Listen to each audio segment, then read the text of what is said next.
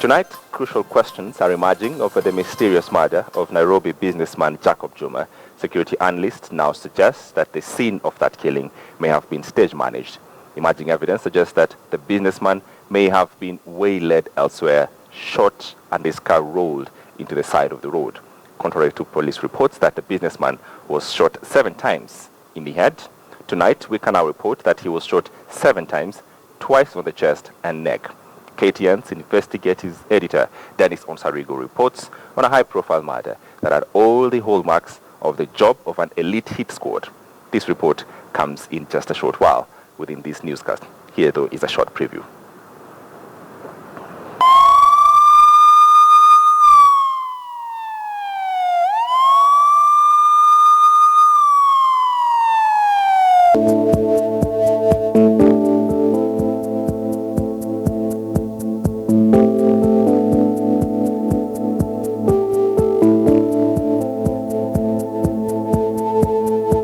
There's a lot of details there that the only people who would know that these things had not been disturbed, that they were in the vehicle, are either the police or the killers. Jacob Juma was a man of many worlds. He stepped on the toes of those in and out of government, at times stretching his war of words into the corridors of justice. Juma had sued and had been sued by several people in a string of court cases touching on crime and property running into billions of shillings. A city businessman who had been sued by Juma for allegedly threatening to take his life in a lawsuit that has been in court for many years now. Juma had been particularly vocal on the controversial Eurobond saga. Only last month, he took on the central bank governor over his failure to produce documents on how Eurobond proceeds were secured, wired, and used in the country. Juma had sensationally claimed that top government officials were behind the theft of the Eurobond proceeds and even went ahead to claim there were plans to cover up the theft of 100 billion shillings, part of the Eurobond proceeds, by senior figures in the country. Close friends of the slain businessman have told KTN News that the telltale signs of threats on Juma's life are well captured on his Twitter handle between the 17th of April last month up until his death. On the night the city controversial businessman was killed, he had spent some time with his lawyer before leaving for Brookside Drive and later left for home. Jacob is believed to have met another powerful individual before meeting his lawyer and later heading home. KTN News has now learned that for at least 2 weeks, Juma had either been closely trailed or monitored by a group of people before his cold-blood murder on Thursday night. A source has singled out at least 2 saloon cars as the vehicles that trailed the businessman before he was gunned down along Lenana area near the southern bypass. With the National Police having failed its first test of securing a crime scene that has now turned the spotlight on its effectiveness of investigating mysterious murders, the focus is now on nailing those behind Juma's killing. The 45-year-old businessman Jacob Juma prophesied about his death, saw it coming but did not manage to stop it. He walked right into a trap that appears to have been well planned and neatly executed. Friday 9:30 p.m., police officers at Karen police station receive a report of a shooting incident within Lenana area. Officers arriving at the scene discover the body of Jacob Juma. Jacob was not slumped on the steering wheel but lying to his left. The businessman was dead.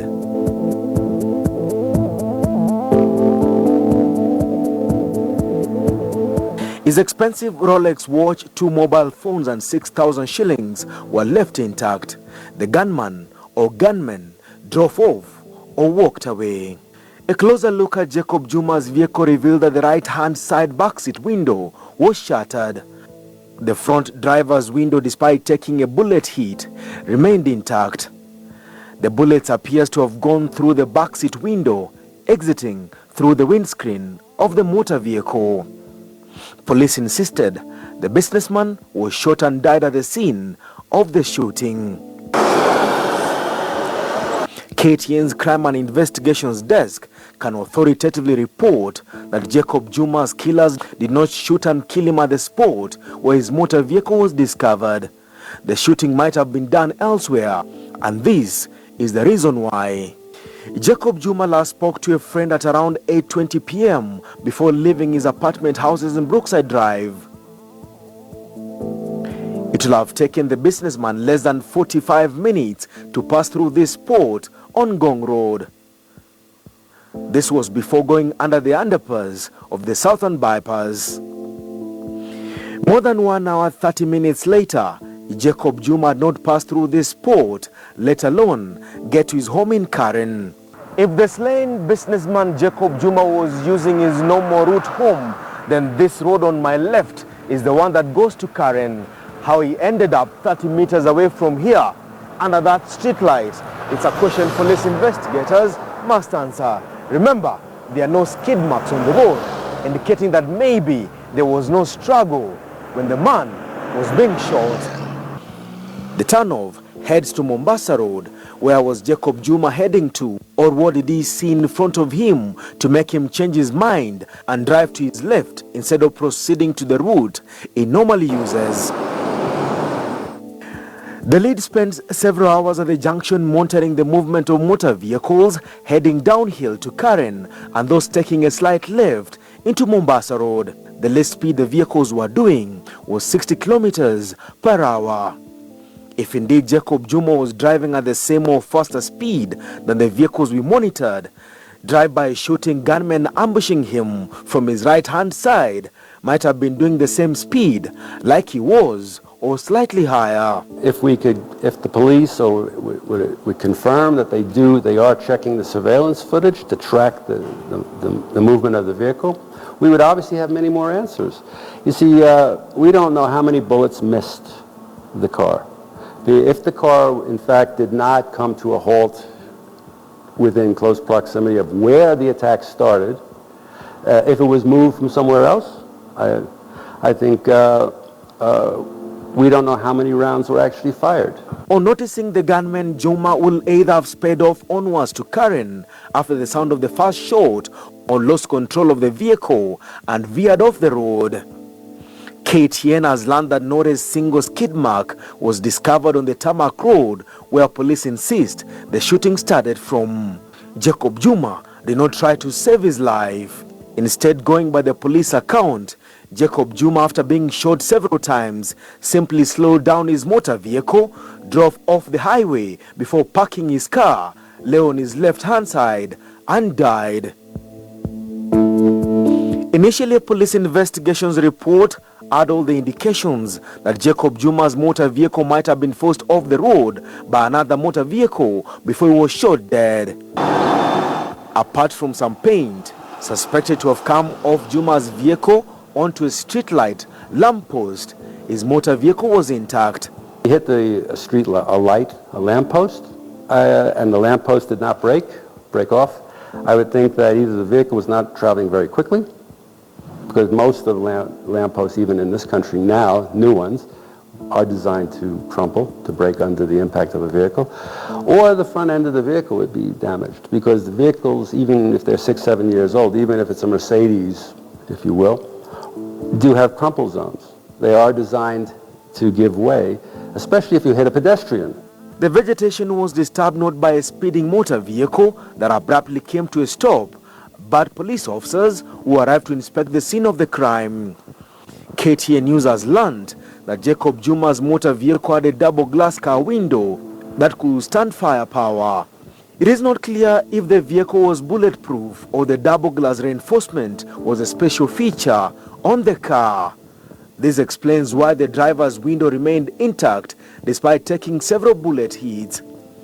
It is suspected that another object was used to break down the backseat window of the car. This was meant to paint a picture of a car that came under fire. KTN News investigation suggests that the businessman was shot twice in the chest, with the bullets leaving a gaping hole on his back. A position that challenges the police theory that the businessman was shot while his motor vehicle was in motion. Just look at the class of the bullets on the motor vehicle's body. It would have been impossible to shoot so many bullets in one area if the car was moving. The police are giving their version of events based on what appears to be no eyewitnesses. There's a report that several administration police officers who were in the vicinity called Karen. They didn't go to the scene. Why? Are they being interviewed now as to what they heard? Juma's motor vehicle had 2 bullet holes on the windscreen. This is what police normally refer to as exit bullet holes. If Juma took the 2 bullets to his chest, a ballistic expert has told KTN News, bullet entry holes will have been on the windscreen of his motor vehicle. If Jacob Juma was shot from the right side of his motor vehicle, how did he end up with entry wounds on his chest? KTN has learned that Jacob Juma's right hand was badly damaged. In what appears as a victim who saw at close range, his killers raised his hand to defend himself from their killer guns before they gunned him down. What is shocking is that not a single bullet cartridge was discovered at the scene of the shooting, raising eyebrows about the identity of the gunmen and their motive. So we don't know exactly when he got to that spot. So we don't even know what the traffic was like. The Safaricom surveillance system should be able to show other vehicles in the area, if there were any, when the attack occurred. And then the drivers in those vehicles can be traced and asked, what did you see? Well-placed sources have told KTN News that the gunmen might have armed themselves with a cartridge catcher, a rare gadget attached to a gun to capture bullet cartridges and one that stops them from flying all over. It is not possible that the gunmen had the time to shoot the businessman in a drive-by shooting, disembark from their getaway motor vehicle, physically look for their cartridges before leaving the scene of the murder. Cases could not be found, and therefore this is a professional assassination. May or may not be true. We don't know how well the crime scene was secured or gone over by the police. In other words, if the vehicle moved, if it did move after the shooting started, bullets would have missed. And those bullets could be in trees. Those bullets could be around. And the shell casings could be elsewhere. Because actually the theory that the shell casings were all collected and taken away, or that there was a bag on the AK-47 does speak to a very high level of professionalism and also a great deal of time to actually police up the brass, to actually go out and secure, for criminals to secure the kill zone and clean up the crime scene themselves. At 9:30 p.m., according to those who live in Karen, the road is quite busy with those heading to the central business district or exiting town. Placed sources have told KTN the gunmen who executed Jacob Juma must have been individuals with specialized training and have access to cartridge catchers, a preserve of security forces. Well, that's actually impossible, that there are no shell casings. Shell casings pop out of the magazine. They pop out of the weapon, basically.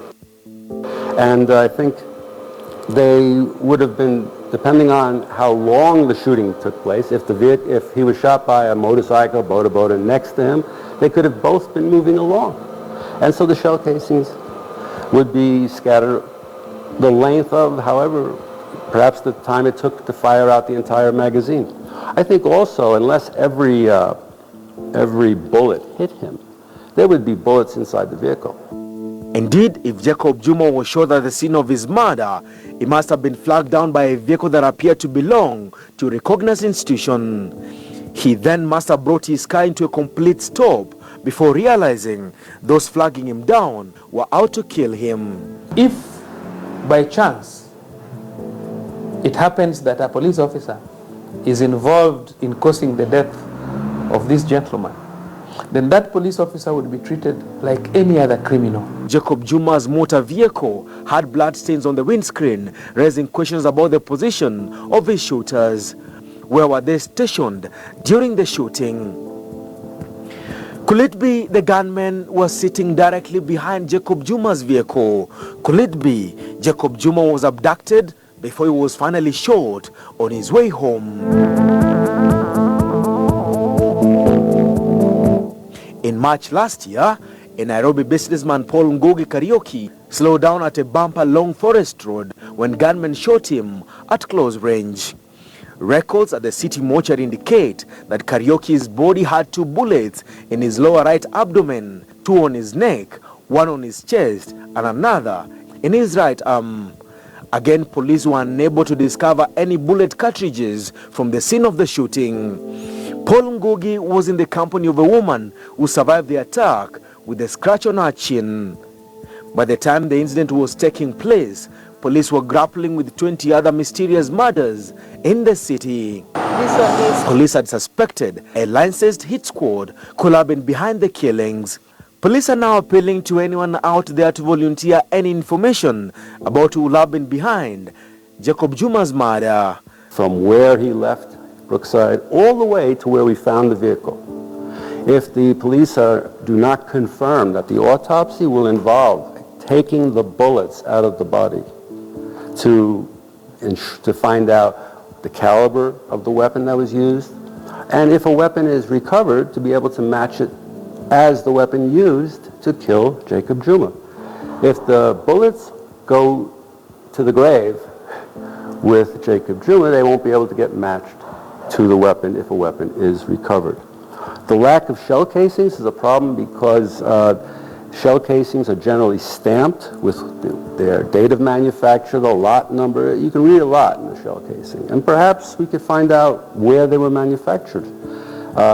We know that the Kenya Ordnance Factory in Eldoret produces ammunition for 9mm, for AK-47s, for G3s. The motive of his killing remains unclear, and the National Police Service is under pressure to arrest and prosecute his faceless killers. Dennis Onsarigo, The Lead, KTN News.